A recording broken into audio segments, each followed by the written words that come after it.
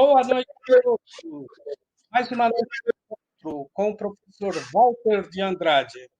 Caminho para a iniciação. Boa noite. Boa noite a todos, ao nosso irmão Carlos Nascimento, ao nosso irmão Alain, né? E estamos aí agora novamente no nosso encontro, Caminho para a Iniciação, para que o propósito é justamente apontar caminhos, né? Apontar caminhos, jogar sementes para aqueles que querem justamente entrar no caminho da iniciação. Esse programa é o caminho para a iniciação. Então, a pessoa, quando entra no caminho, ela entra no caminho da iniciação. E para entrar no caminho da iniciação, é necessário se filiar a uma ordem iniciática, né? Um colégio iniciático, né? Então, a pessoa tem a liberdade de escolher aquele colégio, aquela escola que mais lhe agradar, né? Mas é necessário, basicamente, que essa escola de iniciação siga rigidamente os fundamentos do conhecimento iniciático das idades. Isso é importante, né? Porque existem tradições absolutamente corretas e existem falsas tradições, que são as tradições degeneradas. O mundo está cheio disso, tradições degeneradas. Então, a pessoa vai entrar numa escola que segue uma tradição degenerada e vai dar lugar nenhum. Não vai dar lugar nenhum, né? Então, é importante entrar numa escola com a verdadeira iniciação. E eu, no meu caso, eu só tenho a indicar, né? Como eu estou há muitos anos na Sociedade Brasileira de Obiose, tenho experiência de como funciona, né? E através uma sociedade fundada pelo grande mestre, professor Henrique José de Souza. Então, eu indico aqueles que quiserem seguir o caminho da iniciação, dentro de uma linha rígida, seguindo a tradição inicial das idades, estão convidados, então, para fazer a sua inscrição na Sociedade Brasileira de Obiose. Como nós estamos vivendo um momento transitório, né, tudo é feito de maneira virtual, então os cursos também, por enquanto, estão sendo dados de maneira virtual. Então, a pessoa pode entrar pela internet, ela pode acessar o site da Eubiose, é só colocar no busca Eubiose, né, e vai aparecer logo o site, né, eubiose.com, etc., né? Então, é só acessar, né, e vai encontrar sempre um caminho para entrar em contato com alguém ou com a própria instituição e fazer a sua reserva relativamente à sua cidade, né? Existem muitos departamentos pelo Brasil inteiro, né? Inclusive no exterior. A pessoa pode escolher, então, o departamento que mais lhe convier. Agora, realmente, sendo de forma virtual, a distância é zero, né? Praticamente é zero. A pessoa pode escolher o departamento que ela mais lhe aprouver, né? Mas, somente ratificando novamente, relembrando que na eubiose, seguindo rigidamente a tradição inicial das idades, então segue as três colunas, né? O processo de iniciação segue as três colunas básicas da iniciação, que é justamente o templo, a escola e o teatro, conforme o nosso mestre e professor Henrique de Souza. Então, existem atividades templárias, agora provisoriamente de maneira virtual, né? Mas com mantras, rituais, etc., todo um ensino relativamente ao templo. Depois tem a parte da escola, que ensina justamente a teoria correspondente ao processo de iniciação, e também faz-se menção e desenvolve-se a atividade no teatro. No teatro, quer dizer, na vida prática, na vida pública, né? No seio da família, na sociedade, na sua empresa, etc., etc. Então, são os três pilares que sustentam esse processo de iniciação. E o nosso mestre diz que não é possível fazer a iniciação somente seguindo um pilar, né? Ou só o templo, ou só a escola, ou só o teatro. Não, tem que ser os três juntos. É a tríade. Por isso que ele chama da tríplice iniciação eubiótica. É muito importante isso. Lembrando sempre que todas as lives estão gravadas, né? E quem quiser acessar essa live de hoje, ou as anteriores, ou as futuras que serão feitas, né? É só acessar canal 3005 no YouTube ou no Facebook, canal 3005, vai estar lá as lives disponíveis. Ou então, se quiser entrar no meu canal, o canal que eu mantenho no YouTube, né? Justamente Filosofia Transcendental Cósmica, é fácil. É só digitar, entrar no seu navegador, né? E colocar Walter Teixeira de Andrade, vai aparecer o canal, e só entrar lá, tem mais de 50 palestras e lives, etc. Tem uma quantidade muito grande, mais de 60, né? Material muito importante para se estudar e refletir, né? E lembrando também, eu tenho que fazer essa menção, que no início do ano eu lancei esse livro aqui, né? Aurora dos Deuses no Braço de Órion, né? Em janeiro deste ano, que também tem muito material referente a um caminho para a iniciação e também o caminho da iniciação. Então, convido a todos que quiserem adquirir o livro, pode adquirir através da Amazon ou então através da Lura Amazon ou Lura Editorial. www.luraeditorial.com.br, né? E a Amazon é só entrar no site, né, da Amazon e vai estar lá disponível o livro, tanto na forma física, a pessoa vai receber o livro fisicamente, ou então na forma de e-book. Também pode adquirir o direito de ter o livro na forma de e-book. Então, a pessoa pode escolher a forma que mais lhe for conveniente, né? Então, nós vamos seguir aqui o nosso trabalho, né? Nosso trabalho de caminho para a iniciação, né? Vamos fazer o nosso trabalho e dizendo que no universo, né, o nome e a forma, no universo do nome e da forma, nós temos a alma e o corpo, psique e soma. Enquanto o que existe no eu, aspecto superior, é de ordem cósmica ou de ordem universal e representa o aspecto metafísico, que denominamos essência causal ou ser divino em nós. Este eu, portanto, como alma e corpo, percebe e investiga o seu próprio universo, que compreende esses 4 planos do ser, sendo as suas experiências de 2 ordens. Uma puramente física ou identificada com o corpo, e só percebendo através dos sentidos corpóreos, ligados pela nossa inteligência física, que tem por sede o cérebro. E uma outra que ele pode atingir quando liberta do físico, ou vivendo num outro mundo mais sutil, o psíquico. Então, são 2 conhecimentos, né? Um plasmado, relacionado ao mundo físico, e outro relacionado ao mundo hiperfísico, né? São 2 conhecimentos, né? Então, os conhecimentos que o eu pode obter no seu próprio mundo são de 2 naturezas, físico e psíquico. Fica bem claro, né? O conhecimento físico depende exclusivamente da latitude da inteligência, pois essa é o próprio limite do campo que ele pode conhecer. Todo conhecimento de ordem corporal é função da inteligência física, né? Agora, mas o homem não é só físico, é isso? Há momentos em que ele se liberta do físico, ou por um processo particular, pode transferir a sua consciência, que até então estava identificada com o cérebro físico e com os sentidos físicos, para um campo mais delicado e mais sutil, mais psíquico e interior. Isso é fundamental nesse conhecimento iniciático, né? Neste campo psíquico, pode continuar as suas investigações. Tem aí um horizonte mais amplo. Os sentidos são mais penetrantes, mais agudos, e a inteligência está mais livre.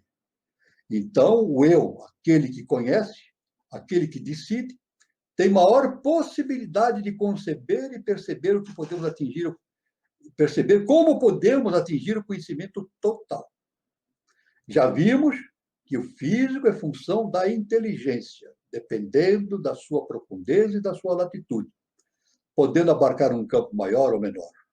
O conhecimento de natureza psíquica é função de um estado particular que se chama concentração anímica. Quanto maior a capacidade de se concentrar, maior será o horizonte que se abarcará, maior será o campo de sua experiência e de sua observação. Portanto, pode reconhecer, conhecer e investigar minuciosamente até o âmago do universo, através das revelações, como a luz descortinadora dos caminhos tortuosos da evolução. Então, nós vemos esses dois aspectos importantes, né? O conhecimento objetivo, ligado à inteligência, e o conhecimento transcendental. É claro que tudo isso está relacionado com o processo vibracional. Tudo, o universo é tudo vibração. E o nosso estado de ser também é vibracional. À medida que nós vamos aumentando o nosso padrão vibracional, os nossos campos de percepção vão se alargando. Quer dizer, nós ultrapassamos o simples conhecimento físico, que é uma vibração física baixa, e atingimos uma vibração elevada, né? Hiperfísica, etérica, super-humana, cósmica. Então, todo o processo está contido nesse segredo, né? Nesse aspecto, o aumento da nossa capacidade vibracional. Isso é muito importante, né? Então, nós vamos agora aqui, neste momento, nós vamos abordar um assunto de enorme importância para o nosso processo iniciático, né? Nós vamos fazer considerações, nessa parte inicial, sobre uma consciência cósmica que nós conhecemos aqui na Terra pelo nome de Saint-Germain. É isso? Saint-Germain. Nós vamos, então, fazer algumas observações e ver a enorme importância do conhecimento que tem a respeito desta consciência de natureza cósmica, né? Os escritores modernos falam dele como um personagem enigmático. Frederico II da Prússia costumava dizer que ele era um homem que ninguém chegou a compreender. Muitas são as suas biografias, e cada qual mais descabida e extravagante. É isso? Alguns o consideravam como um deus encarnado. Para outros, era um hábil judeu alsaciano. Quer dizer, cada um tinha uma visão diferente a respeito desse grande ser, Saint-Germain. A única coisa que se sabe com certeza é que o Conde Saint-Germain, ou São Germano para nós em português, qualquer que fosse seu verdadeiro nome patronímico, tinha direito a seu nome e título porque havia comprado uma propriedade chamada São Germano, no Tirol italiano, e havia pago ao Papa o título. Então, assim diz a história, né? A respeito dessa propriedade. Era de uma galhardia e finura incomuns. Era uma pessoa muito elegante, muito fino. Sua imensa erudição e suas faculdades linguísticas eram inegáveis, pois falava, olha só que impressionante, falava inglês, italiano, francês, espanhol, português, alemão, russo, sueco e muitas línguas eslavas e orientais com a mesma facilidade que sua língua nativa. Era um poliglota por excelência. Era imensamente rico. Essa imagem que ele tem, imensamente, tinha uma fortuna incalculável. Nunca recebeu uma moeda de quem quer que seja. Veja, era imensamente rico, mas nunca recebeu uma moedinha de quem quer que seja. Na verdade, nunca aceitou um copo d'água, nem compartilhou do pão com qualquer pessoa. Antes, pelo contrário, dava os mais extraordinários presentes a todos seus amigos e também às famílias reais da Europa. Seu talento como músico era maravilhoso. Tocava todos os instrumentos, porém o violino era o seu favorito. Saint-Germain realizava como o próprio Paganini, e rivalizava com Paganini, até melhor do que Paganini, o grande músico, né? Dizia um belga octogenário. Saint-Germain rivalizava com o próprio Paganini. Não é isso? Em 1835, depois de ouvir o mestre genovês. E Saint-Germain, ressuscitado, que toca o violino no corpo de um esqueleto italiano, exclamava um barão lituano, que havia ouvido a ambos a tocar. Nunca, agora veja bem que importante Saint-Germain, a posição dele, hein? Nunca pretendeu possuir poderes espirituais, mas deu provas de ter direito a tais pretensões. Costumava passar de 37 a 49 horas em êxtase profundo, sem despertar. E então sabia tudo o que tinha que fazer. E demonstrava o fato, vaticinando o futuro sem nunca equivocar-se. Ele tinha uma capacidade de prever o futuro com uma precisão impressionante. Foi quem profetizou, olha só a importância, hein? Foi quem profetizou, ante os reis Luís XV e Luís XVI, né, e a infeliz Maria Antonieta, a queda deles, a queda desses seres todos, né, na realeza. Numerosas testemunhas ainda vivas no início desse século XIX, digo, né, atestavam sua memória maravilhosa. Saint-Germain podia ler uma folha de papel pela manhã. E, embora tenha passado ligeiramente a vista por ela, repetia seu conteúdo sem errar uma só palavra dias depois. Ele gravava indelevelmente tudo aquilo que ele havia lido. Olha só que impressionante. Sabia escrever com as duas mãos ao mesmo tempo, redigindo com a direita uma composição poética e com a esquerda um documento diplomático de suma importância. Olha que importante, que coisa impressionante. Ele escrevia com as duas mãos, ao mesmo tempo, dois documentos diferentes. Um sobre música, outro sobre literatura e assim por diante. Lia cartas fechadas. Não tinha selo de carta que o impedisse de ler a carta. Lia cartas fechadas sem necessidade de tocá-las, enquanto ainda se encontrava na mão do portador. Foi o maior, agora, olha a extrema importância de Saint-Germain. Foi o maior adepto no que se refere à transmutação dos metais, produzindo ouro e diamantes mais prodigiosos antes que a cristalização artificial do carbono puro. Como diz Mackenzie, um estudioso, em 1780, ao visitar um embaixador francês em Haia, transformou um soberbo diamante em pedaços com martelo, diante da sua própria manufatura e cuja duplicata, também fabricada por ele, acabava de vender a um joalheiro por 5.500 luíses de ouro. Isso ele fez.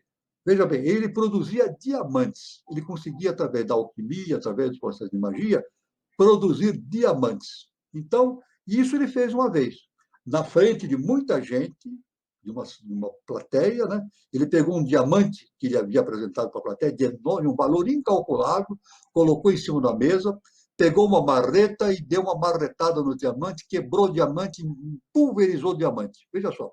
Então, ele era muito rico, tinha uma riqueza muito grande, mas ele demonstrou que a riqueza para ele não tinha valor nenhum, porque ele podia fazer o diamante que ele quisesse. Então, isso realmente não o tornava um escravo da riqueza, não o tornava escravo da riqueza.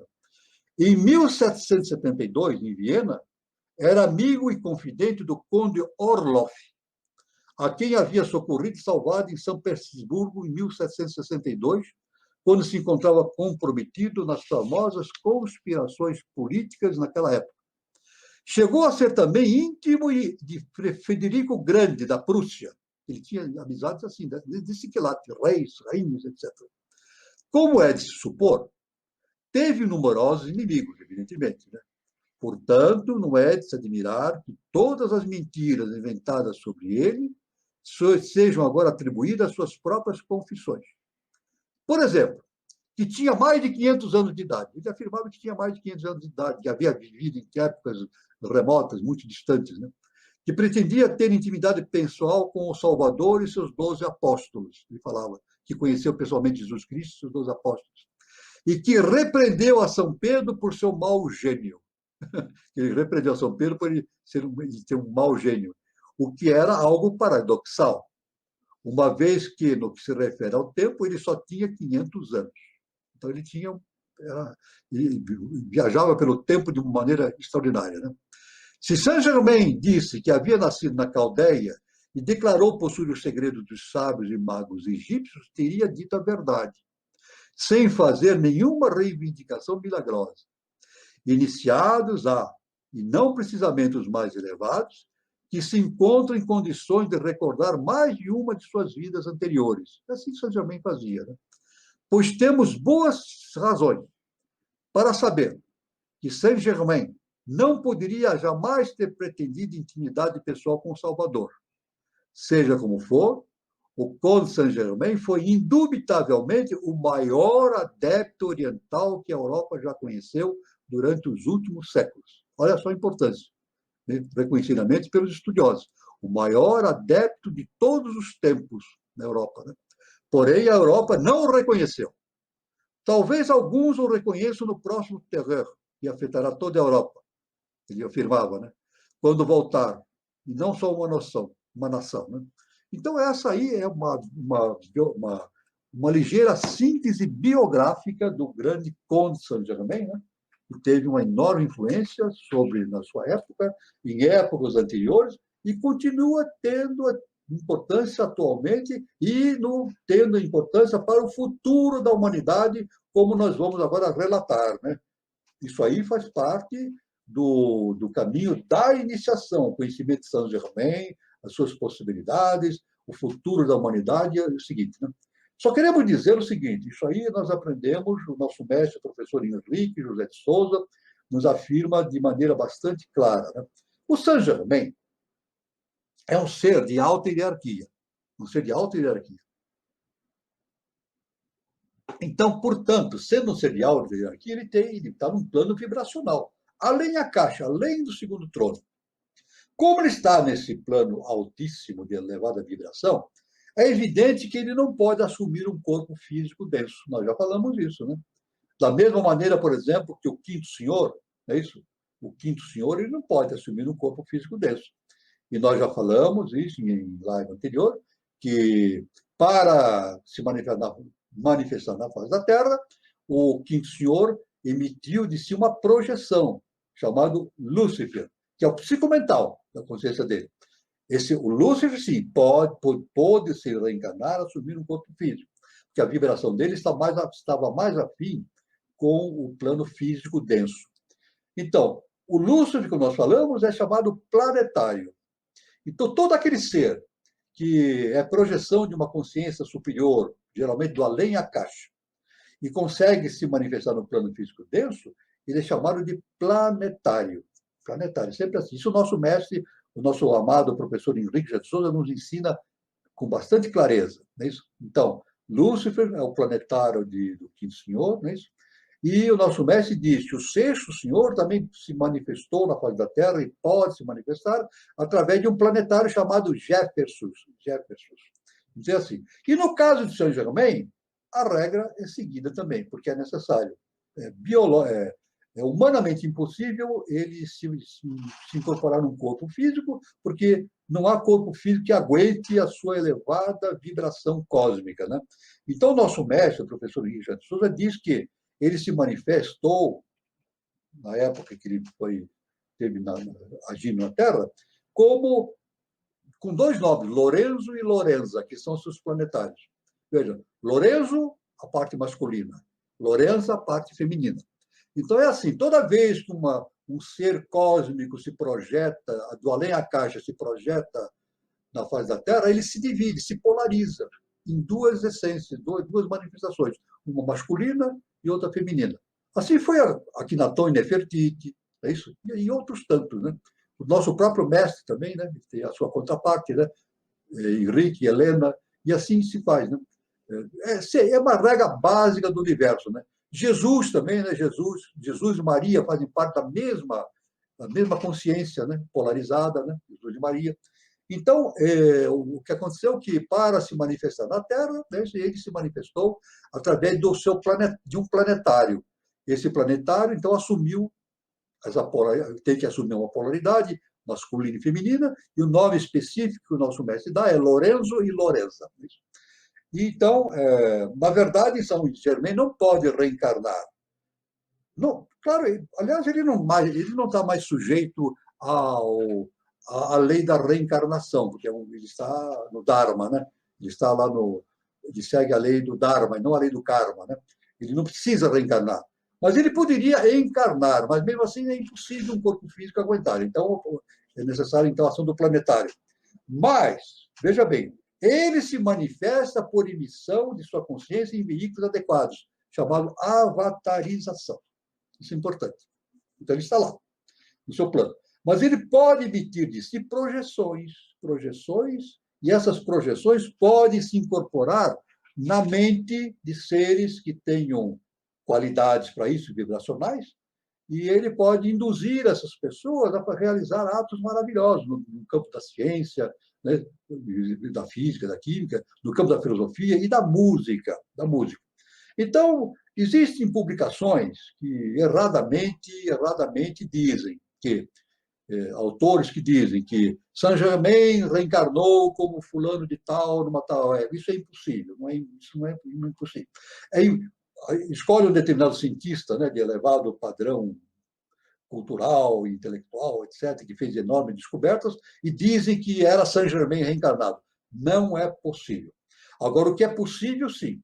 Um determinado cientista que tem um padrão vibracional elevado, ele pode receber a influência de uma projeção de Saint-Germain. Isso acontece. Então, Saint-Germain emite uma projeção, e esse processo chama-se, então, avatarização. Esse ser é avatarizado. Como sempre nós falamos, né? Isso aí não é o que nós falamos, faz parte do conhecimento transcendental, né? O ser humano não inventa e não descobre nada. Isso está tudo criado. Tudo criado. O que ele faz é ser veículo. Então, Saint-Germain emite de si projeções em determinados seres e produz maravilhosos avanços científicos, né? Trazendo aquele conhecimento superior cósmico e projetando na face da Terra. Né? Isso aí, evidentemente, ocorreu justamente durante o Renascimento, né, do século XV e XVI. Isso. O Renascimento não aconteceu por acaso. Claro que tinha que ter alguém, algo superior, levando aqueles seres encarnados a fazer um processo de transformação. Né? Num determinado período da história, que abrangeu o século XV e XVI, surgiu uma nova era na história da cultura. Surgiu um movimento denominado Renascimento. O Renascimento, ou Renascença, representou o rompimento com a Idade Média. Veja só. Por esse processo de renovação cultural, o homem rompeu os grilhões, ergueu-se, acordou após séculos de submissão. Isso. E determinou o ressurgimento do humanismo da antiga Grécia clássica, renovada, ampliada, ocasionando sua libertação espiritual. Portanto, a Renascença é libertação da mente do seu cárcere emocional, que nós falamos inicialmente, né? Existe conhecimento físico, né? Mental, ou mental inferior, dessa lado humano, e existe um conhecimento superior. Então, a Renascença jogou o homem para esse conhecimento superior. Significa a Renascença do século XV e XVI o início de uma nova era, em que o homem começou a construir um novo modelo de humanidade, de liberdade de pensamento, de escolha e de raciocínio. É claro que Saint-Germain participou disso, e outros seres.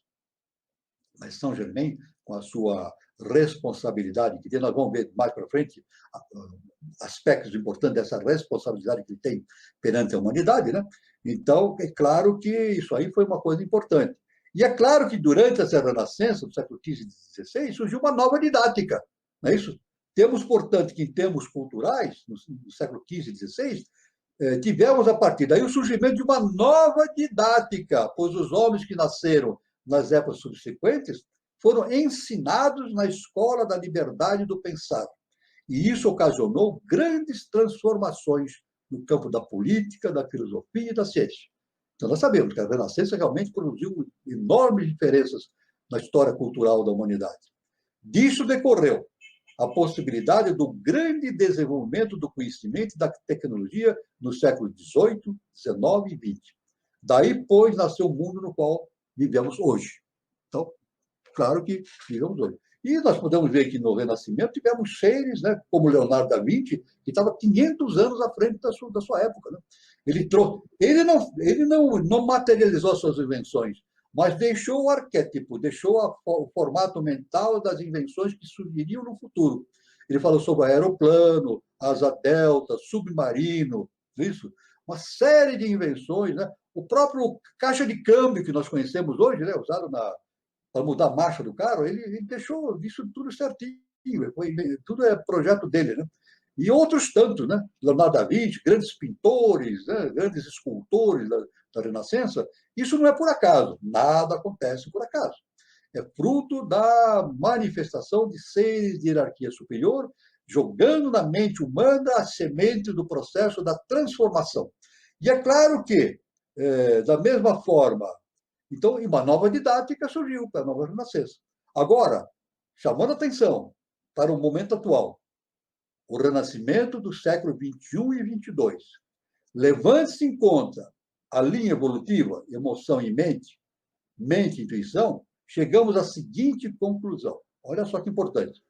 Da mesma forma que no século XV e XVI, a humanidade passou pelo renascimento, ou seja, teve o mental agigantando-se diante do emocional, também da mesma forma está se aproximando a hora da humanidade começar a colocar a intuição em condição favorável diante do mental concreto. O caminho está aberto, através da passagem do mental concreto para o mental abstrato, e depois para a intuição. Portanto, progressivamente, o ser humano tenderá a obter o conhecimento mais pela intuição e menos pela razão. Esse é o caminho da humanidade atual. Então, nós estamos, todo o prenúncio, toda a análise que se faz do momento atual, significa que nós estamos passando por um renascimento. É isso? E o nosso mestre, o professor Henrique Jesus, ele fala isso. Qual é a coisa mais importante para o ser humano? Reconstruir ao brado que nos compete. Reconstruir o lar, a sociedade, o homem, tornando digno de uma nova civilização. É isso? Então, é a hora do renascimento do século XXI e XXII. Então, nós vamos falar mais a respeito desse assunto mais adiante, né? Daqui a pouquinho nós vamos falar mais, mas vamos continuar com a nossa linha sobre o Saint-Germain, né? Então, e também nessa sequência do Saint-Germain, nós tivemos o surgimento do iluminismo. Iluminismo em que, no início do século XVIII, né? Antecipando a Revolução Francesa e permeando a Revolução Francesa também, grandes filósofos, grandes pensadores vieram com essa ideia diferente de humanidade que nós damos nome de iluminismo. Né? O iluminismo fez a separação entre a fé e a ciência. Não negavam a fé nem a religião. O iluminista não negava a fé nem a religião, mas até ele despregava que, para não misturar o dogma com a ciência. Isso é importante, né? Dogma e ciência deviam ser colocados em campos opostos, então foi o iluminismo. Isso aí, evidentemente, redundou no surgimento da Revolução Francesa. Aí sim, Lorenzo e Lorenza, projeções de Saint-Germain, tiveram presentes ali de início a fim da Revolução Francesa, tentando fazer uma reforma institucional e econômica e política na humanidade, né? Não para derrubar a realeza, mas transformar a realeza no sentido de admitir um processo constitucional, né? E acabando o absolutismo, né? Rompendo com o absolutismo que até ali era vigente, né? Principalmente em todos os países, né? Desenvolvidos da Europa, né? E na Inglaterra, os Stuarts, né? Na França, os Luíses, Luís XIV, XV, XVI, etc. Mas isso foi um trabalho de Saint-Germain, né? Fazendo esse processo de transformação da sociedade. Então, nós vemos aí a importância de Saint-Germain nesse processo evolutivo do ser humano. Ele está sempre tentando, jogando ideias, projetos, jogando novos conceitos, trazendo arquétipos cósmicos para a face da Terra para produzir um novo renascimento. E isso aí é muito importante nesse ponto, né? Nosso irmão Carlos Nascimento, se quiser fazer alguma observação, por favor, para enriquecer a nossa exposição, esteja à vontade. Então, professor Walter, esse processo todo que iniciou lá com o Renascimento não é por acaso, é porque existe um trabalho agora, né, no futuro, da nova era de Aquário, né, a era da liberdade. E como o senhor bem disse, né, a intuição é o que liberta o homem, né? Aí a gente vê aquilo que Cristo também falava, a verdade o libertará. Então, todo esse conhecimento foi criado há 500 anos atrás, né? Com o Renascimento, passando pelo Iluminismo, né? Porque a gente não podia mais viver naquela época de absolutismo, né? A sociedade precisava, né? De uma liberdade e de uma condição social melhor. O Iluminismo veio para isso. A Revolução Francesa foi trabalhada para isso. E a gente chega hoje no século XXI Que expectativa que a Pois gente é. pode tirar de Uma tudo coisa que eu isso, quero deixar professor bem Walter? claro, veja, uma coisa que eu quero deixar bem claro é que Saint-Germain não era contra o sistema vigente na época, né? A monarquia, não é isso. Muita gente pode dizer, ele era contra a monarquia. Não, não é verdade. É verdade. Ele apenas queria, ele sugeriu para Maria Antonieta, ele tentava falar com o Luís XVI através de Maria Antonieta, mas a Maria Antonieta era uma barreira para ele, uma barreira para ele. Né? Então, ele não conseguia falar. Né? Mas a intenção de Saint-Germain era justamente transformar o processo absolutista num processo mais humano, né? Mais em que a sociedade pudesse participar, etc. Quer dizer, um sistema de governo real, mas que seguisse uma constituição, etc. Sem derrubar a monarquia. Não era intuito dele. Mas, como não deu certo, como essa pregação que ele fez para Maria Antonieta e para a realeza não surtiu efeito, então houve a queda da realeza, da monarquia, aí do Cagliostro. Né? Então, Saint-Germain, através dos seus planetários Lorenzo e Lorenza, tentava fazer a transformação da monarquia para um novo processo. Mas como não deu certo, veio Cagliostro, né? Que é o lado do rigor, Saint-Germain, o lado do amor, Cagliostro, o lado do rigor, então produziu a queda da monarquia. Mas não tem nada contra a monarquia. Agora nós podemos dizer que o regime universal é um regime monárquico. É um regime monárquico. Nós vamos depois analisar com profundeza. Né? Tanto que o mundo ele é governado. Qual é a maior consciência que existe no planeta Terra? É o rei do mundo, Melquisedeque. O rei do mundo. Ele é rei do mundo. Melquisedeque. Isso aí, não se fala isso hoje, isso se fala desde o tempo de Abraão. Abraão entrou em contato com o Melquisedeque entrou em contato com Abraão, isso está na Bíblia, né? Na Bíblia, né? E Paulo de Tarso fala sobre Melquisedeque várias vezes, né? Nas suas epístolas, etc. Então, é um conhecimento bastante claro a esse respeito. Né? E também o sistema monárquico cósmico também é um sistema monárquico, né? Monárquico, né? Tanto que Jesus falava, meu reino não é deste mundo. Né? Ele falava assim, meu reino não é deste mundo, meu lugar é no reino superior. Então, nada a ver com a monarquia. Né? Aliás, o nosso mestre diz, o professor Henrique José de Souza, todo regime é bom. Veja só o que ele fala, todo regime é bom. O que muda é o ser humano. É isso? Então, você pode pôr um regime estruturado perfeitamente com todas as estruturações, mas se você puser seres humanos não compatíveis sobre aquele regime, eles vão destruir esse regime e vão fazer coisa errada. Então, o erro não está na instituição. Olha, o erro não está na instituição, está no ser humano. É isso? Toda instituição é assim, ela falha não pelo problema da instituição, mas pelo ser humano. Então, aí foi a questão da Revolução Francesa. Nós vamos ter uma live que nós vamos falar especificamente sobre esse assunto. Vamos discutir a Revolução Francesa, contar item por item o segmento, vamos ter uma live específica sobre isso. Apenas eu quero dizer o seguinte, que depois da Revolução Francesa, século XVIII, século XIX, então houve também um desenvolvimento extraordinário no campo da cultura do mundo. Né? Olha, Beethoven, Wagner, Schubert, uma coisa impressionante. Nunca o planeta Terra teve uma quantidade de tantos gênios ao mesmo tempo. Não temos isso hoje. Nós não temos isso hoje. Gênio de alta expressão, né? Ao mesmo século XIX, uma coisa impressionante. Né? E também no campo da política, no campo da filosofia. Foi, como se fala assim, de maneira bastante objetiva, que se fala um boom. Houve um boom, né? no processo cultural da Terra no século XIX. Né? Agora, isso não foi por acaso. É claro que não é por acaso. Nada existe por acaso, nada acontece por acaso. Influência de Saint-Germain.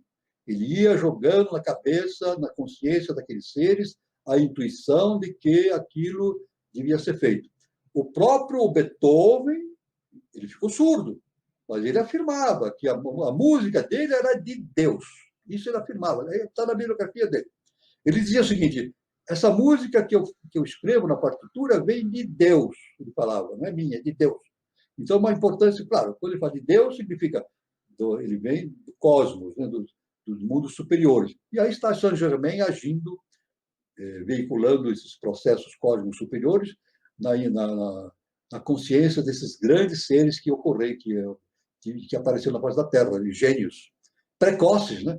Precoces, que 5 anos, 4 anos de idade já estavam tocando piano e escrevendo partituras e assim por diante, né? Então, é claro que houve também um processo de enorme avanço, e na tecnologia também, na ciência também, né? No século XIX foi maravilhoso. Né? Antes do século XIX, a ciência era depois do século XIX, a coisa teve um avanço extraordinário. Já no século XVIII, né?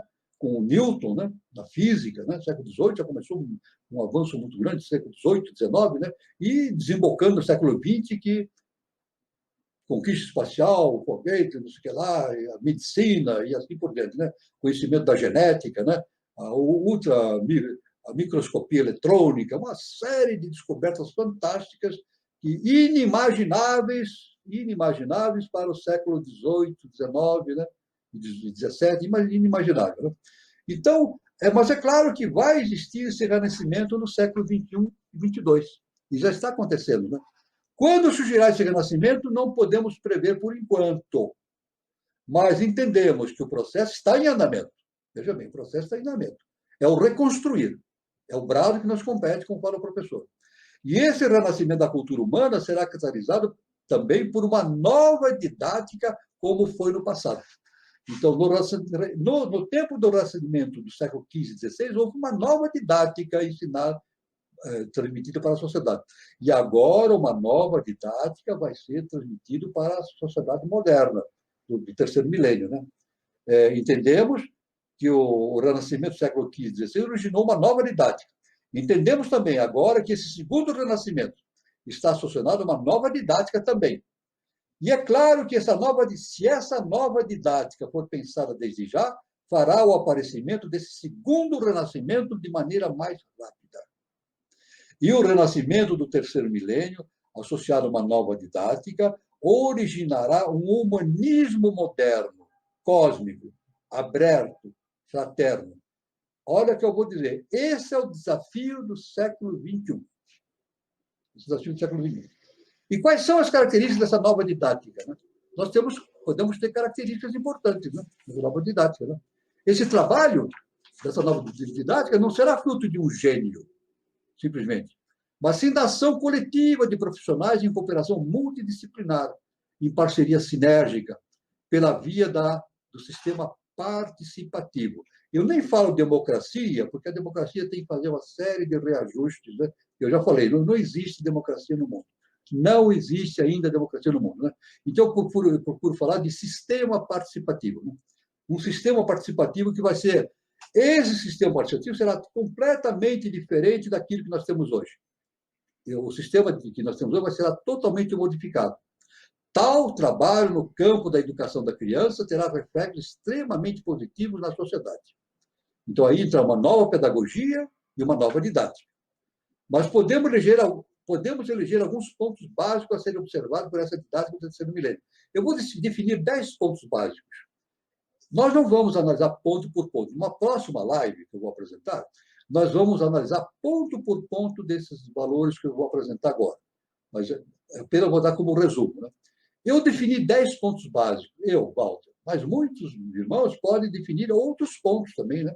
São milhares de pontos básicos para o desenvolvimento de uma nova didática. Né? O primeiro, prática da ação cooperativa em lugar da competição. Segundo, vivência da fraternidade. Depois, cultivo dos processos intuitivos como veículo do conhecimento. Busca do autoconhecimento também.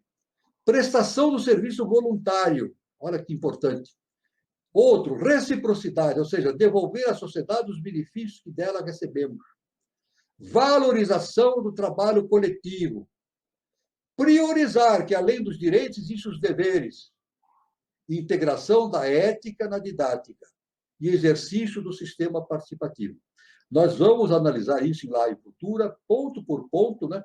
Já abrindo caminho para a exposição sobre sinarquia, que nós vamos também fazer mais brevemente, né? E No desenvolvimento dos planos da nova didática, outros pontos importantes são destacados. Mas se esses 10 aspectos forem trabalhados com persistência pelos educadores, num processo contínuo, organizado, com objetivos claros, por certo, ocorrerão profundas modificações no cenário das vivências humanas como um todo. Então, isso é muito importante, essa questão dessa vivência que nós podemos ter. Né? Então, renascimento do século XXI e XXII, isso aí é evidente. Agora, nós, no colégio iniciático, agora de uma maneira mais oculta, né, nós podemos dizer que todo o processo evolutivo ele é comandado por seres de hierarquia, chamados Maharajas. Agora, vou dar uma noção mais oculta desse processo. São os senhores da evolução, né? Maharajas, que nós denominamos na escola de iniciação Dhritarashtra, Virudaka, Virupati e Vaisvarana. E também existem os senhores da evolução. Os senhores da evolução, que nós denominamos Manu, Yama, Karuna, Astaroth. O Manu ligado ao veículo mental, o Yama o emocional, Karuna com o vital e Astaroth com o físico, mas no sentido de projeção no físico dos arquétipos universais. Depois tem também, nessa linha de seres que agem no processo evolutivo humano, tem os Kumaras. Então, citamos Janandi Kumara, Sanat Sujata Kumara, Sanat Kumara, Satya Kumara e Ardhananisha Kumara. Veja, nós estamos no quarto sistema evolutivo. Quarto sistema evolutivo, quarta cadeia. Quarto sistema evolutivo, quarta cadeia evolutiva. Né? Então, nesse sistema evolutivo, nós temos a formação de um quinto Kumara, chamado Ardhanarisha Kumara. Veja, uma quinta coisa. É isso? E, justamente, Ardhanarisha são andrógenos. Ardha significa o masculino, Narisha o feminino. E são o quê? Projeções de Saint Germain. Olha só. O quinto Kumara, projeção de Saint Germain. Saint Germain agindo na formação de um quinto Kumara. Isso aí produzindo dentro do conteúdo evolucional humano o preparo e já o andamento para o surgimento de uma quinta coisa, de um quinto sistema evolutivo. Estamos no quarto sistema. Surgimento de um quinto sistema evolutivo e depois, mais futuramente, um sexto sistema evolutivo. Tudo isso contido no esquema da descida de vida e energia e subida de vida e consciência. Tudo é assim, desce vida e energia e sobe vida e consciência. Isso nós já vimos, né? A mônada está localizada no primeiro trono, ela emite de si projeções, essas porções vão descendo, então a gente vê vida e energia descendo. Vida e energia descendo, o protótipo da nossa consciência, isso se insere no mundo físico denso e aparece a todas as formas evolutivas no mundo evolutivo denso, né? O mineral, o vegetal, o animal e o superhominal. É isso? Então, o hominal e o superhominal. E tudo isso como consequência dessas projeções monádicas, feitas pela mônada, que fica sempre no primeiro trono, mas emite projeções para baixo. Então, nós somos projeções dessas mônadas. Nós somos, por isso, nós temos a divindade dentro de nós. Somos deuses, esquecidos. Nós não esquecemos da nossa origem. Nós temos essa divindade dentro de nós, justamente por essa projeção monádica que existe dentro da nossa consciência. É claro que essa vida, energia desce e depois sobe vida, consciência. Ou seja, do mineral passa-se para o vegetal, depois para o animal, depois para o hominal, super-humano, subdivino e divino. Então, o homem vai superando. Então, nós seres humanos, estamos passando pela experiência hominal. Nós não somos seres humanos, nós estamos passando pela experiência, vivenciando a experiência humana. Mas isso com vistas à nossa projeção da consciência para o mundo super-humano, como nós falamos no início, né? É tudo uma questão de mental inferior e mental superior. A tríade é o caminho eletivo, o caminho destinado para o alargamento da consciência humana em direção do cosmos, da consciência cósmica. Então, isso aí, subida da vida-consciência. E é claro que nessa subida da vida-consciência, nós vamos levando para o cosmos as experiências que nós obtivemos aqui no plano físico desse. Esse é o grande mistério. É o grande mistério. Nós jogamos para o cosmos toda a experiência que nós temos na vida física densa, tanto no mineral, como no vegetal, no animal, no humano e assim por diante. Então, há uma inter-relação entre o plano cósmico e o plano físico denso. Isso é um enigma. Ninguém sabe por que acontece isso. Na verdade, isso é um grande mistério. Helena Petrovna Blavatsky falou que esse é o grande mistério do universo. O porquê desce vida e energia e sobe vida consciente. Por que é necessário fazer isso? É claro que nós, como seres humanos, não vamos entender isso. Nós sabemos o processo. Os mestres nos indicam o processo em si. Mas o entendimento desse processo, os mestres não nos ensinam. Por quê? Porque eles aprenderam, ou aprenderão, ou vão aprender, aí depende de cada mestre, da condição dele, e nós vamos ter que aprender por nós mesmos. Nós mesmos. Então, aí como o nosso irmão falou, Carlos Nascimento, né? Jesus falou, conhecereis a verdade e a verdade vos libertará. Conhecer a verdade, autoconhecimento, conhecer a nós mesmos. E nesse processo de subida e vida consciência significa libertar-nos de nós mesmos. Por isso que nós passamos do mundo humano para o super-humano. Aí está a explicação. Por que nós não somos humanos? Nós estamos passando para a experiência humana. A nossa experiência futura é seres super-humanos. Para sermos seres super-humanos, nós temos que nos libertarmos das nossas limitações humanas, vencer a nós mesmos. Então, conhecendo a verdade, conhecemos a verdade nos liberta. Então, isso é muito importante, esse conhecimento profundo, né, dessa questão toda, porque o assunto é muito profundo, muito extenso, né? Mas uma coisa é verdade, não existe nenhum mestre que vai nos ensinar isso. Nós temos que conhecer isso por nosso próprio trabalho. Cada ser humano vai ter que desenvolver o seu autoconhecimento, penetrar dentro desse mistério extraordinário que existe, cósmico, né? E tirar suas próprias conclusões, chegar à sua própria conclusão. Né? Agora, existe uma relação entre a ciência e a iniciação. Nós já falamos isso, né? E vamos abordar isso com maior importância. Né? Antes de passar a relação entre iniciação e ciência, eu gostaria de perguntar ao meu irmão Carlos Nascimento se ele podia fazer mais uma observação a respeito do que foi falado aí, tudo que nós falamos da Revolução Francesa até esse momento, né? Ele podia enriquecer com seus conhecimentos, por favor? Isso tudo é muito divino, né, professor? E o interessante é que a gente percebe que toda essa energia, consciência, tudo é aproveitado, né? A gente não sabe ao certo esse mistério. E o interessante é que a criança de hoje, ela está preparada, é como se fosse uma semente preparada para melhorar tudo isso, né?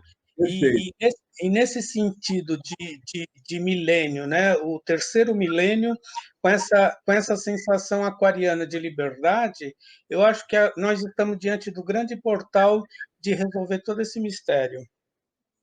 Exatamente. Estamos num grande portal. O nosso irmão falou certo. Estamos num grande portal. Por isso que o terceiro milênio... Isso nós já falamos, isso vamos repetir. A humanidade nunca passou por uma situação dessa. É a primeira vez. Primeira vez. Nós tivemos grandes processos evolutivos, grandes transformações, mas igual a essa, não. Mas tem um motivo. Nós estamos na quinta raça mãe, ariana. Na quinta raça ariana, que é chamado germânica. É isso também, muitos chamam de germânica, mas não tem nada a ver com a Alemanha. Não tem nada de germânica. É germen. Germen quer dizer germe da mente. Olha só. Germânica está ligação com germe da mente. Germe que mente? Da mente superior. Por isso é a raça germânica, ou a nossa quinta raça ariana. Porque aqui é na quinta raça ariana que nós estamos começando a desenvolver o mental superior. É isso? Nós estamos desenvolvendo já a tríade superior. Que antigamente, antes da Lemúria, era apenas uma potencialidade. Nós tínhamos uma potencialidade dessa tríade, né? Na Lemúria, em Atlântida também tínhamos a possibilidade da tríade superior. Tanto que a Atlântida desenvolveu o mental concreto. Foi o grande trabalho da Atlântida para desenvolver o mental concreto. Fizeram, foi realizado. Mas agora, na quinta raça germânica ou ariana, nós temos a possibilidade de desenvolver o mental superior. O mental superior, nós temos a tríade superior, nós temos ali a pontinha do triângulo, né? Temos aqui o mental superior, depois aqui temos Budi, que é a intuição, e lá em cima Atman, não é isso? O Cristo interno. Então, justamente, é a quinta coisa que está sendo desenvolvida. É a quinta coisa. Quer dizer, é por isso que isso nunca aconteceu na humanidade, é a primeira vez, porque isso é um processo evolutivo. Nós estamos caminhando para um processo de uma quinta coisa, num quinto sistema. E o nosso mestre, professor Henrique de Souza, deixa bem claro isso. Quem entrar na Sociedade Brasileira de Obiose e fizer os cursos e fizer as iniciações, vai entrar profundamente, que nós não podemos entrar aqui nesses detalhes de revelações do mestre, porque somente no caminho da iniciação que é possível fazer isso, né? Porque é muito profundo, né? Então, no processo da iniciação, o discípulo vai entrar em contato com as revelações do mestre e com detalhes profundos a respeito desse processo.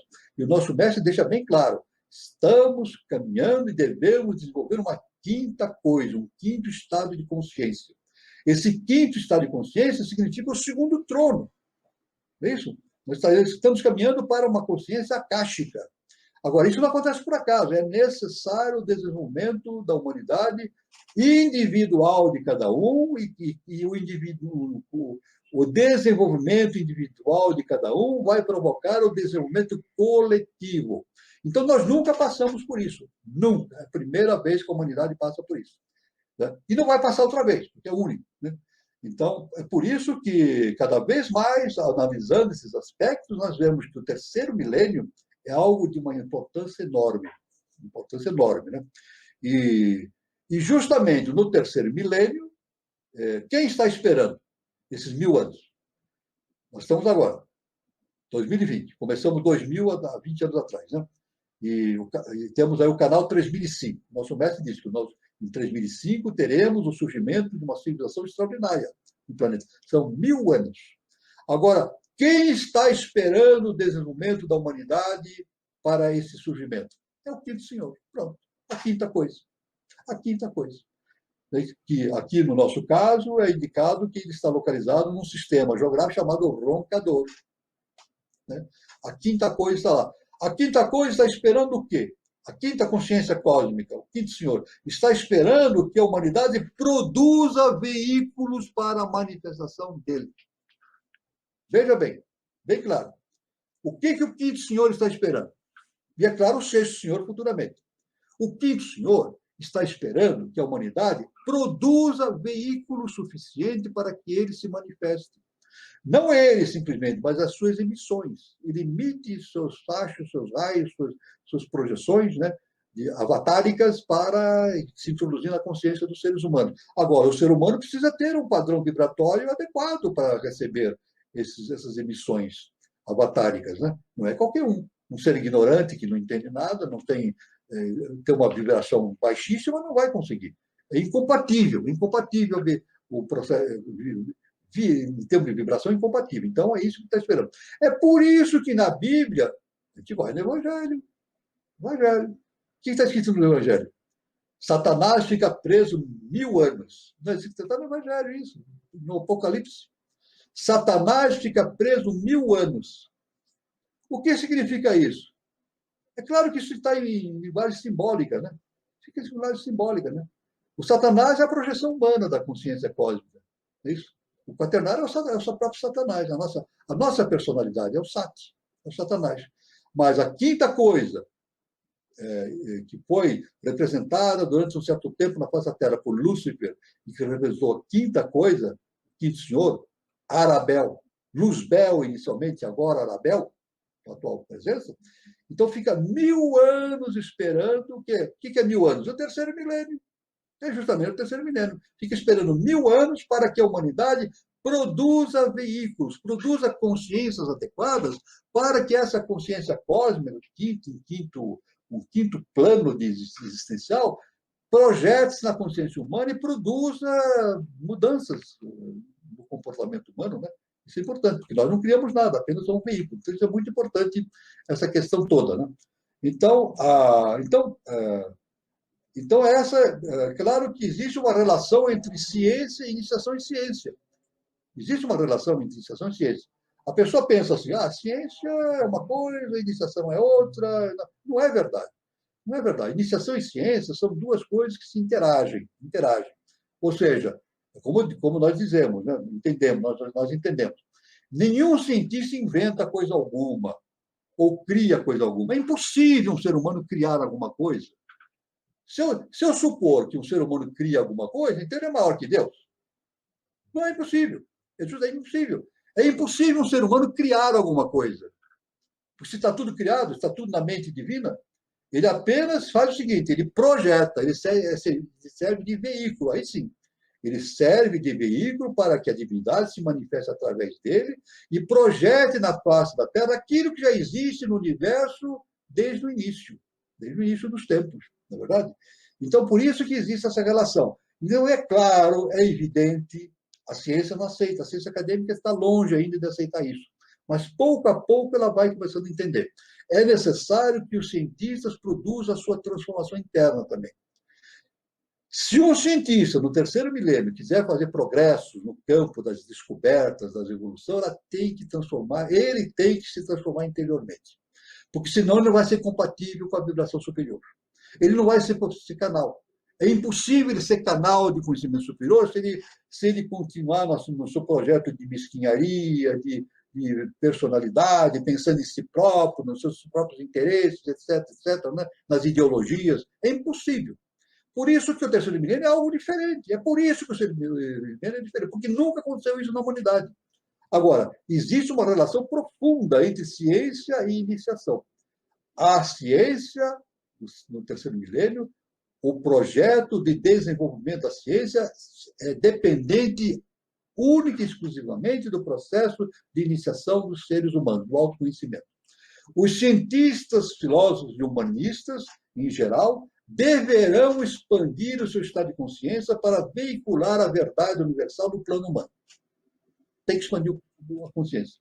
Somente a transformação interna, o autoconhecimento, poderá abrir as portas do conhecimento acadêmico para os níveis cósmicos. Somente isso. Não há possibilidade. Autoconhecimento. Extremamente necessário para que a ciência consiga os avanços que são necessários para o terceiro milênio e para 3005 e assim por diante. Né?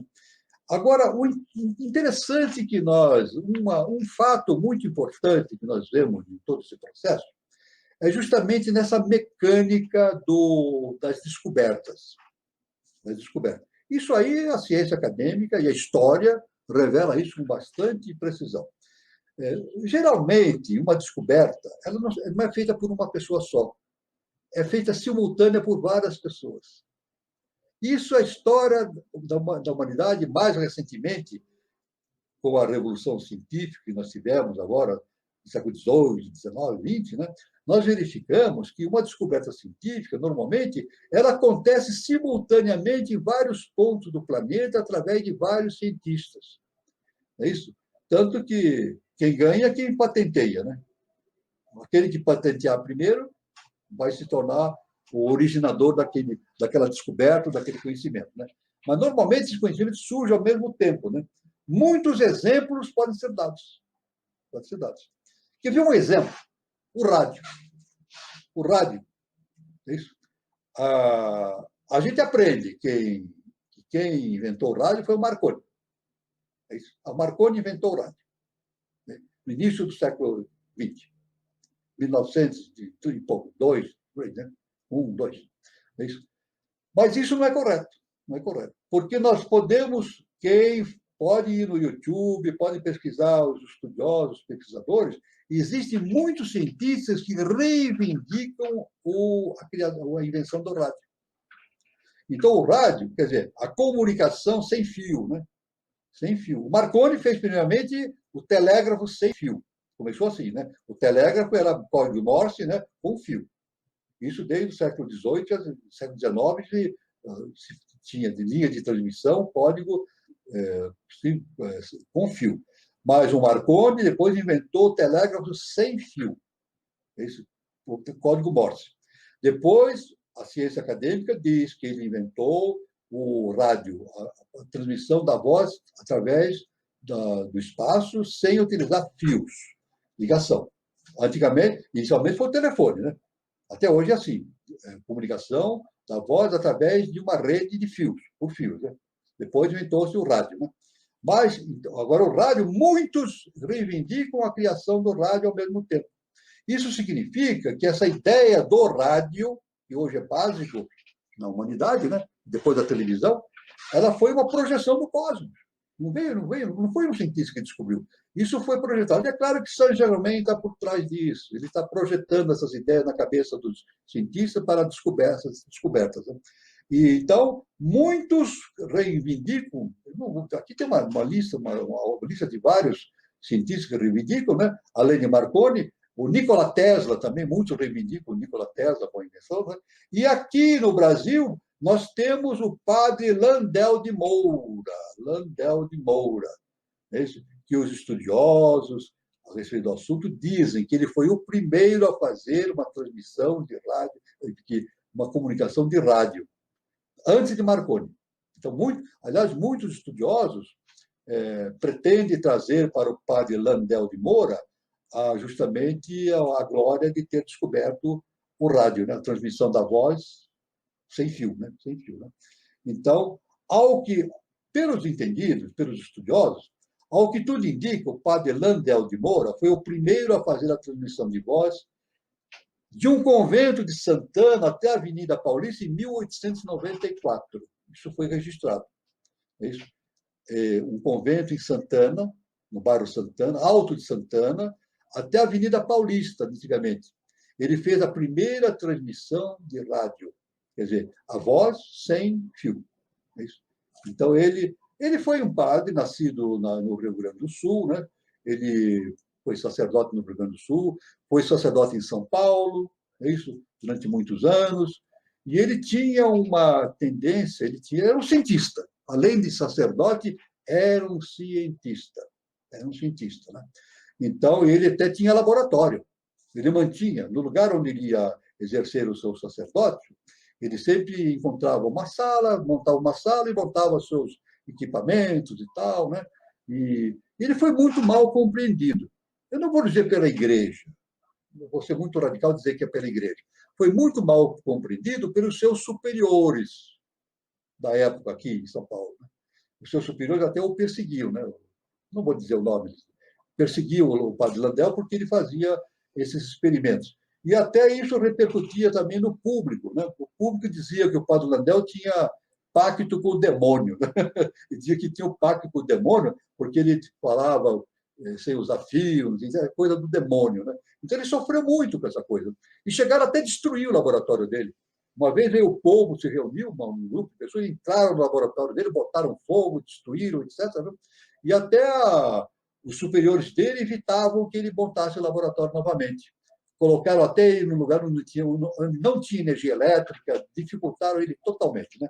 Mas ele inclusive, estabeleceu a descoberta dele foi patenteada aqui no Brasil. Ele esteve nos Estados Unidos, inclusive, né? Na época ele esteve nos Estados Unidos, passou, se não me engano, 3 anos nos Estados Unidos, né? Trabalhando nesse campo, etc. E eles reconheciam nos Estados Unidos a capacidade científica do padre Landel de Moura, né? Então, isso aí foi... Agora existe um caminho, existe um trabalho feito no Brasil, através de adeptos do padre Landel de Moura, para trazer a glória da descoberta do rádio para ele, né? O Marconi recebeu o Prêmio Nobel de Física em 1909. Ele recebeu o Prêmio Nobel de Física em 1909. É claro que isso foi... A glória do Marconi foi pressionada porque ele fazia parte da Europa, né? Países do primeiro mundo, né? E nós somos, na época, ainda somos, né? Não participamos ainda desse aglomerado de países de primeiro mundo, etc. Né? Ainda é assim, né? Mas estamos caminhando para isso e seremos ainda, né? Agora, ele foi, claro que ele teve uma dificuldade muito grande em receber as honras desse fato, mas muita gente trabalha para que essa verdade seja trazida. Mas Verdade por verdade, nós não estamos dizendo, nós não podemos dizer que o padre Landel de Moura foi o único que fez, não. Ele foi veículo, ele foi veículo. Aliás, o padre Landel de Moura também pode entrar na internet, no YouTube, tem muito trabalho, é muito interessante, um brasileiro nosso, né? Ele fez muitos estudos a respeito da, não só do telefone, né? Do telefone, não, do rádio, mas ele tinha hipersensibilidade, uma sensibilidade hiperfísica também. Né? Ele fez trabalhos também naquela fotografia Kirlian, né? que o casal Kirlian montou aquele trabalho da foto Kirlian. Ele trabalhou também, fez trabalhos bastante interessantes nesse sentido. Né? Eu somente quero dar, agora, a título de curiosidade, o padre Landel de Moura, na biografia dele, quando ele chegava na paróquia, ele realizava missas, tudo, né? E agora, a título de curiosidade, né? A curiosidade tem um fundamento também. Ele realizava missas e tinha aquelas mulheres que ficavam o dia inteiro na igreja, né? Chamadas carolas, né? O dia inteiro, não saíam da igreja. E ele dizia para as mulheres, né? Olha, não fiquem na igreja o dia inteiro. Vão tratar dos seus maridos, dos seus filhos, dos seus netos. Né? Isso não pegava bem, o pessoal não gostava disso, né? Porque ele dizia, né, para as pessoas não ficarem só na igreja, né? Para ele cuidar dos seus deveres em casa. Né? Então, agora, fundamentando essa posição do padre Landel de Moura, eu quero ler aqui um ensinamento do professor Henrique de Souza, tirado do Pequeno Oráculo, né, para dar razão para o padre Landel de Moura. Né? O professor escreveu o seguinte, ele nos ensinou o seguinte: a caridade deve começar por casa, pois quem não for capaz de manifestar os poderes da alma e viver a vida dos espíritos, no lugar em que o karma o colocou, será, de certo, incapaz de o manifestar em qualquer outra parte. Então, o nosso mestre fala isso. E o nosso mestre ele sempre falava assim, isso faz parte do conhecimento eubiótico, né? Ele fala assim, cuida primeiro dos teus. Não adianta a pessoa ficar enfiado numa escola iniciática e esquecer os seus deveres com a família, que é o seu dever kármico, né? Sua esposa, seu marido, seus filhos, seus netos. É o dever kármico, é o dever dele, né? Então, isso aí tem que ter um equilíbrio, né? Entre o conhecimento iniciático e a realização dos seus deveres de lar. E o padre Landel era muito claro nesse sentido. O nosso irmão Carlos Nascimento, se quiser fazer algum comentário, por favor. Muito legal o senhor trazer à tona essa história do padre Landel de Moura, né? Eu acho que importante também é o reconhecimento, mesmo que tardio, né, professor? A gente reconhecer a sua importância, né? Professor, a gente tem uma pergunta aqui da Jane Nascimento, só para a gente fechar por causa da hora. Ela pergunta para o senhor o seguinte: o Conde de Saint-Germain está na face da Terra atualmente? A consciência de Saint-Germain é uma consciência superior. Está lendo a caixa. Agora, veja bem, vamos dizer o seguinte: isso é muito importante, essa iniciação, no processo inicial. Nós vamos tocar nesse ponto já. Né? Veja bem, eu não vou falar do Conde de Saint-Germain, vou falar da Mãe Divina. Segundo trono é a Mãe Divina. A gente pode perguntar assim, a Mãe Divina está na face da Terra? Eu responderia, nós estamos mergulhados na consciência da Mãe Divina. Isso? Dá para entender isso? Então, eu podia dizer, a Mãe Divina não pode se reencarnar na face da Terra, assumir um corpo físico, é impossível. É o segundo trono. Segundo trono é impossível. Não há compatibilidade vibracional entre o segundo trono e um corpo físico. Né? Mas nós estamos mergulhados na consciência da Mãe Divina. Então, a mesma pergunta. Saint-Germain está na face da Terra? Não. Fisicamente, encarnado, não. Mas nós estamos mergulhados na consciência de Saint-Germain. Agora, tem uma diferença. Muitos percebem e outros não. Aqueles que estão vibratoriamente muito baixos não vão perceber a presença dele. Estão mergulhados, mas não percebem a presença. Agora, aqueles que tiverem um padrão vibratório elevado vão perceber inconscientemente ou conscientemente a presença de Saint-Germain no seu trabalho diário. Não é verdade? Isso é muito importante. É que nem nós dizemos, Deus está na face da Terra? encarnado? Não pode. Uma divindade não pode encarnar na face da Terra. Mas nós estamos mergulhados na consciência de Deus. Agora, perceber Deus ou não perceber Deus é outra história. Eu posso estar mergulhado na consciência divina, mas não posso, às vezes não percebo a presença da consciência divina porque eu estou envolto nas minhas preocupações mundanas.